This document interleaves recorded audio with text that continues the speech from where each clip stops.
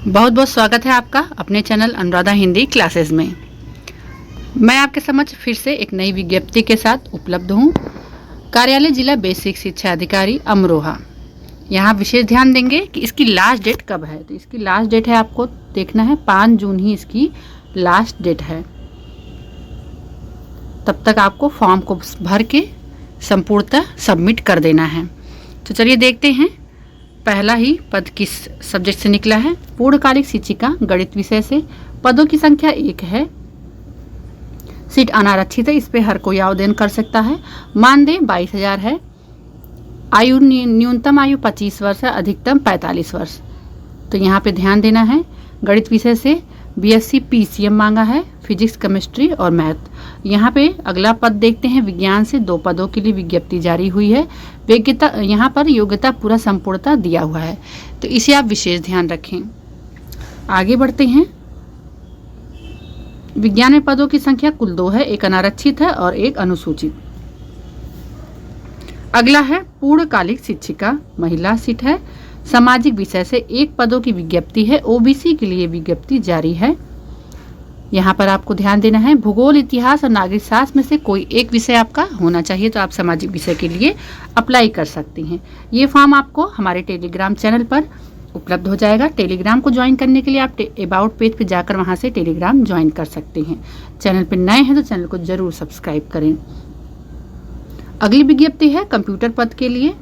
अंशकालिक शिक्षिका अर्थात पार्ट टाइम जॉब रहती है। आप 10 से जो भी इनकी टाइमिंग रहती है पढ़ाएंगे और फिर अपना घर चले जाएंगे।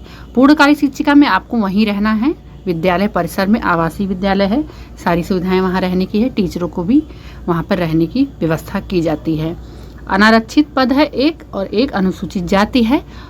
और यहाँ पर आप देखेंगे 9,800 इनका मानदेय है। पूर्णकालिक का मानदेय 22,000 है। और अगर वार्डन पद के लिए अप्लाई करते हैं तो इसका मानदेय 27,000 है। तो इस प्रकार से सबका मानदेय अलग अलग है। और कंप्यूटर के लिए यहाँ पर आपका बीएड भी अनिवार्य है, और या ओ लेवल की डिग्री हो आपके पास, या पीजीडीसीए हो, या डीओईएसीसी आपके पास होना ही चाहिए। आगे देखते हैं अंशकालिक शिक्षिका खेल कूद और स्वास्थ्य। तो इसमें बीपीएड मांगता है। बीपीएड हो आपका, सीपीएड हो या डीपीएड। इस प्रकार से आपका ये योग्यता है। और न्यूनतम आयु वही है 25 और अधिकतम 45। 9,800 इसका पेमेंट है।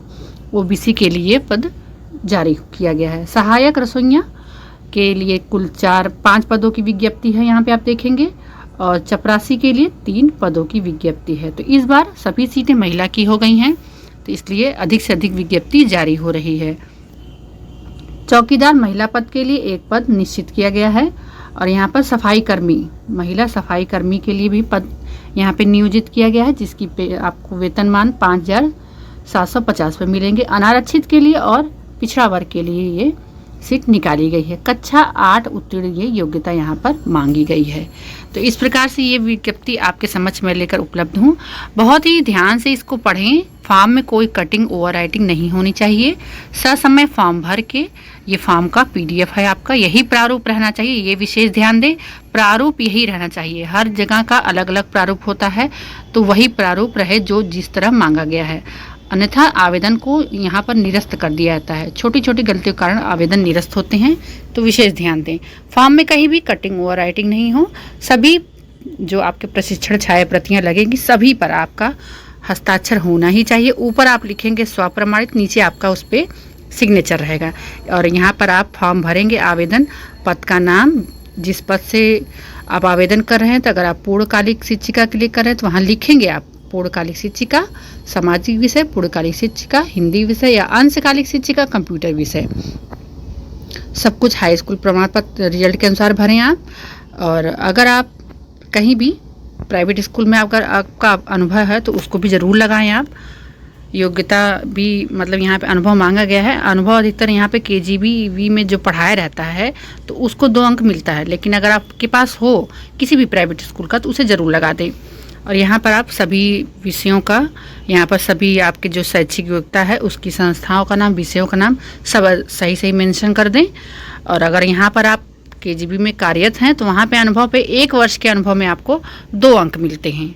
तो ये ध्यान देना है, 2 अंक मिलते हैं। और बीएससी द्वारा ये अनुभव प्रमाण पत्र साइन रहता है। तो इस प्रकार से आपका ये सब कंप्लीट फॉर्म है। इस फॉर्म को आप टेलीग्राम ग्रुप से प्राप्त कर सकते हैं। कहीं भी आपको फॉर्म भरने में कोई समस्या आ रही हो तो आप वहाँ पर कमेंट के माध्यम से ज़रूर पूछें। मिलते हैं अगली विज्ञप्ति के साथ। धन्यवाद।